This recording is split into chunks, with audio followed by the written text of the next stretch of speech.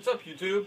This is Mike from Mass. My channel is Mass Aquariums, and in tonight's video, I want to talk a little bit about air stones in the aquarium. Now, an air stone, what does it do, and why do you think you need it in your aquarium?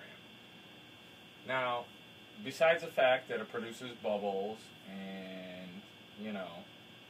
might make some aquariums look a little better, it's really important, I think, especially in a planted aquarium, to have an air stone. Now, what does an air stone do? It obviously blows bubbles up to the top of your aquarium, but what that's doing is it's creating a lot of surface agitation, which allows oxygen to get in your tank. Now, plants, you would think, they give off oxygen. Well, during the day, when they're taking in light and nutrients, they're going to give off oxygen. A lot of people don't know at night, when your light's off and everything's down, they're actually taking in oxygen and giving off CO2, which you don't want too much CO2 in the tank for your fish. Now, a downside of having an air stone is, it can create a lot of agitation and stir up some stuff in your tank. But it is really important to get that oxygen in your tank for your fish. Now, I only have one air stone in my 75 with my canister filter, which is also creating a lot of surface agitation. It doesn't create so much that I think it benefits the fish, so that's why I have an air stone in my tank. Now, I think if you have a planted tank, if you have any type of tank that has a lot of fish in it, I think you should always have an air stone. Now, as usual, I've done all my research, read everything, watched the videos. This works really good for me, and I really think it benefits the fish. Now, this air stone, it's a fine air stone. There's two different types. There's a fine and a coarse. Now, a fine air stone, I don't know if you can see this, it's going to give off lots of these tiny little bubbles, and it's going to create a lot of surface agitation, which is going to put O2 in your tank, which your fish really need, and the plants do need as well. Now, they have coarse air stones, which you can buy, that produce bigger bubbles at a lower rate, and it won't produce the same amount of agitation, but it also doesn't make your tank, if you will, super cloudy. Not that it's going to get cloudy, but it's going to move the water around, and if you have dirt substrate like me, it's going to move some stuff around, but it's not too different from a coarse one. Now, there's also a bunch of different types of pumps you can buy for your air stone. Now, in my 75, I have a fluval. It's got one line coming out of it, and so I have one air stone. You can get pumps that have multiple air stones, multiple lines. You can put more than one. In my 30, I have a Whisper that has two lines coming out of it, and I have two air stones in my tank. They're both coarse, so they're really big bubbles that come up. The two I recommend is the Whisper and the Fluval. They're really, really quiet. You can barely hear them at all, if any. And the most important thing is to get that oxygen in your tank. Get the fish, get that surface agitation.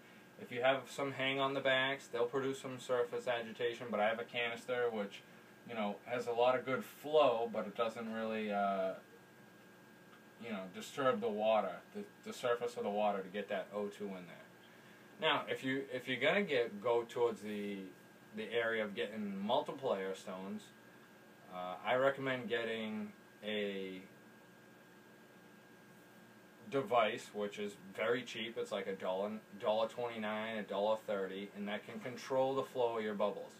So you don't have to have the the whole tank blowing up with bubbles. You can control it with 2 valves, 2 little knobs that you can control each one that will control the flow of your bubbles. Now it can go crazy out, or you can turn them down and have them go a little bit at a time. In this one I have control valve, and you know, I keep it on high. You know, this is a big tank. I have 1 air stone. I want to get a lot of oxygen in this tank, so I just keep it on full blast. In my 30, I have 2 air stones, and I have them both on medium, and it blows fairly amount of bubbles, gets the oxygen in the tank, and that's really important for the fish. Now, another important part you definitely want to buy. When you come with your line into the pump, it's literally 99 cents. It's a back check valve. And what that does is you want to snip your line right before it is about to go into your pump, hook up that back check valve, and then have another little piece of line, maybe like 4 inches, that goes into your pump. Now what that's going to do is if you lose power or you unplug your pump, and sometimes that can create a siphon, just like you would if you're doing water changes, which will cause the water to backflow into your line and down into your pump.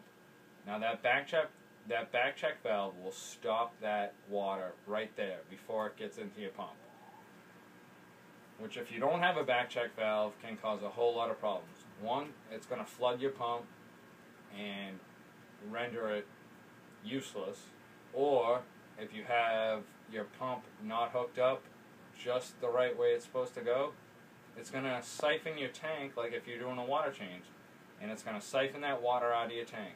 Now you're going to leave for work one day, you're going to come home, there's a power outage, there's a storm or whatever, and you're going to come out home to a floor full of water from your air pump that you didn't have a back check valve on.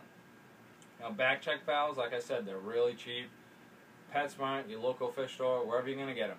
They're literally like 99 cents. And it's very simple. You have your whole line going into your air pump. Just snip the line right before your air pump, put that back check valve on, and then have another 4-inch piece of line going into your air pump. That's going to save you a whole lot of problems if the power goes out. Yeah.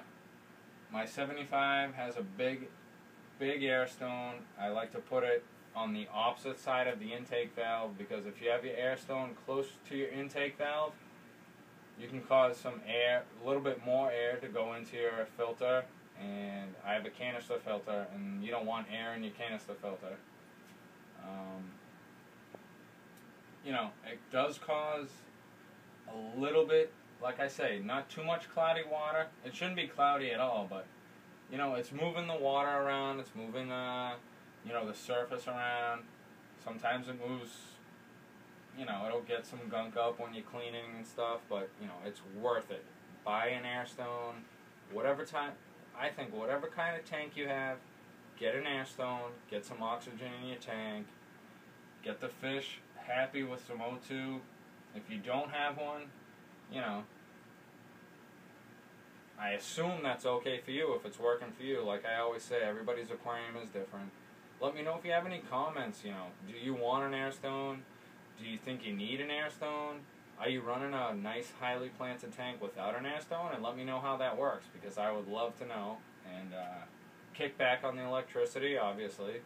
But these really run low amps, low electricity. You're not even going to see a difference. And in the planted tank, I think it's really worth it. In any tank, I think it's really worth it. Get that O2 in there, get your fish happy, and yeah. So I run an air stone. I think anybody that has a tank, a big tank, a small tank, I think you should run an air stone. It's going to benefit the fish. It's also going to help your plants, and in the end, you know, everything's gonna work out good for the balance of your aquarium. Give me a thumbs up, thumbs down, comment, subscribe, and let me know what your thoughts on your aquarium with your air stone. This is Mike from Mass, and I'm out.